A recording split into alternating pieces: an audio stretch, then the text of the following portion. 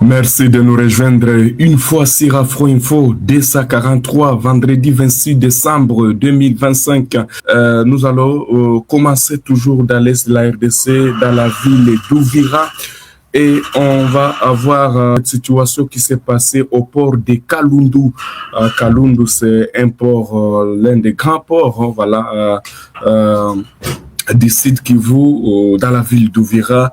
Je le disais même tôt dans la matinée de ce vendredi 26 décembre 2025, les drones de FARDC donc ont bombardé, détruit des navettes qui appartiennent à l'armée rwandaise avec des grandes armes montées sur ces engins, puisque sur les navettes, il y a toujours des armes qui sont donc il y a des armes qui sont installées sur les navettes. Alors, ces navettes qui appartiennent aux militaires rwandais, puisque la guerre oppose la RDC au Rwanda. Alors, c'est sous les Rwandais qui se cachent sous les rebelles du M23, mais tout le monde connaît que les combats qui se passent à l'est de la RDC, ce sont des combats qui opposent l'armée rwandaise aux militaires rwandais, ce supplétif du M23. Alors, bien sûr, après ces frappes, les bilans devraient intervenir. Qu'est-ce qui se passe? Combien donc des militaires rwandais qui ont perdu la vie? En tout cas, nos sources qui se sont rendues sur les terrains au niveau des ports de Kalundu, si on n'a pas eu accès à des images, mais en tout cas, les sources fiables corroborées par certains médias locaux nous donnent déjà un bilan.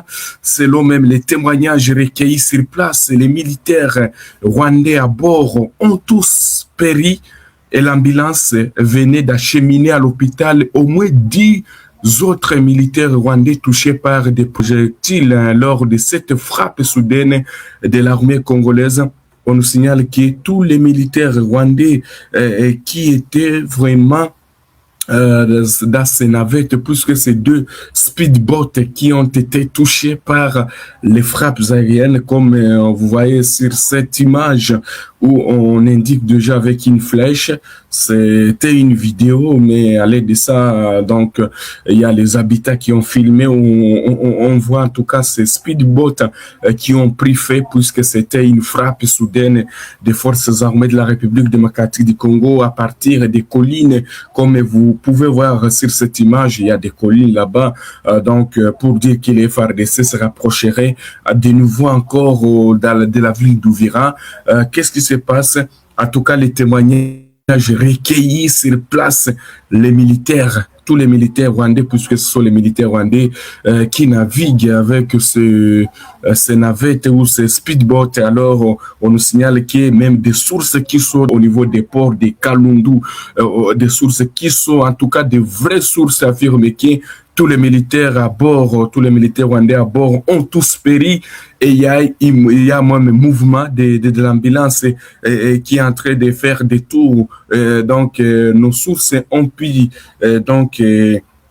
on peut vivre, donc on peut regarder, voulez dire, au moins 10 militaires touchés par des projectiles lors de cette frappe soudaine. Cette frappe intervient au moment où les militaires rwandais viennent de subir d'autres pertes, hein, voilà, en tout cas sur l'axe Uvira Makobola, on se rappelle, je le disais, à travers même des images, tout le monde a vu des militaires rwandais très neutralisés, d'autres capturés. En tout cas, cette frappe intervient au moment où encore la coalition RDF M23 a subi d'autres pertes énormes dans les Makobola, dans la chefferie de Bavira, pendant que ceux qui étaient au village Kabimba, voilà, les militaires ou la coalition RDF M23, les militaires rwandais qui étaient au niveau des villages Kabimba se seraient repliés vers les ports publics de Kalundu. C'est vendredi 26 décembre 2025 en ville d'Ouvira. Alors, tout laisse croire que peut-être les FARDC seraient à la porte de nouveau de la ville d'Ouvira. Donc, on ne sait pas tout si En tout cas, c'est une source qui affirme que les rebelles du M23 auraient subi dans ces frappes aériennes qui ont ciblé les ports de Kalundu. Alors, vous devez retenir que pendant ce temps, la nuit n'a pas été rose pour les habitants de la commune de Kamvimvira. Kamvimvira, c'est dans l'intérieur de la ville de Douvira où les coups de balles ont été entendus toute la soirée au niveau des parkings de Rugenge où sont actuellement basés les militaires rwandais qui sont venus du Rwanda. D'ailleurs, on signale qu'il y a une base des militaires rwandais qui est installée là-bas, alerte les habitants ou les sources toujours locales. Vous devez retenir que les combats se poursuivent même ce vendredi. Alors, les combats sont les combats se poursuivent voire à 5 à 8 kilomètres. C'est ce que rapportent plusieurs témoins. Les rebelles sont concentrés dans les escarpements de Luanga. Luanga, c'est, je pense, de Luanga à Uvira, il y a 8 kilomètres. Oui, de Luanga à Uvira, il y a 8 kilomètres, alors que les FARDC a mobilisé, en tout cas, ont mobilisé tout son arsenal pour faire face aux rebelles du M23 et leurs alliés rwandais. Vous devez retenir que pour l'instant, les rebelles du M23 et leurs alliés rwandais se concentrent dans les escarpements de Luanga sur les collines sur Plomba, Kigongo, dernier village, voilà, le dernier village pour les FARDC pour atteindre Uvira. C'est là que c'est Makobola, voilà, vers Luanga, vers Uvira. Comme je l'ai dit, que les rebelles sont concentrés dans les escarpements de Luanga sur les collines qui surplombent Kigongo, voilà, Kigongo qui est le dernier village situé à 5 kilomètres avant la ville d'Uvira. Alors que il y a toujours des combats qui sont en cours, voilà. Et d'ailleurs, pour l'instant, les Wazalendo sont toujours à Makobola. Ils ont occupé Makobola 1 et 2, voilà, même les environs, contrairement aux rumeurs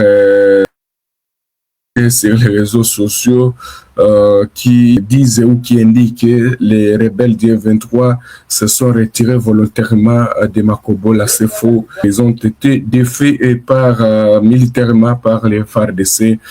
C'est ce qui se passe pour l'instant, alors que les combats toujours se concentrent sur la dernière colline pour atteindre Uvira. Voilà, il est en train de sonner 12h34 à Uvira. Voilà, donc les affrontements se poursuivent également dans les territoires de Mwenga. Voilà, dans les hauts plateaux de Mwenga aussi, il y a des combats. Je vais revenir avec beaucoup de détails concernant les affrontements qui se passent de l'autre côté. Restez connectés, les informations contenues. Nous sommes arrivés à la fin de cette édition. Merci à vous de nous avoir suivis jusqu'ici. Si vous avez apprécié ces contenus, n'oubliez pas de vous abonner à notre chaîne, d'activer la cloche de notification pour ne rien manquer de nos prochaines vidéos. Likez et partagez cette vidéo. On se retrouve très prochainement. À bientôt.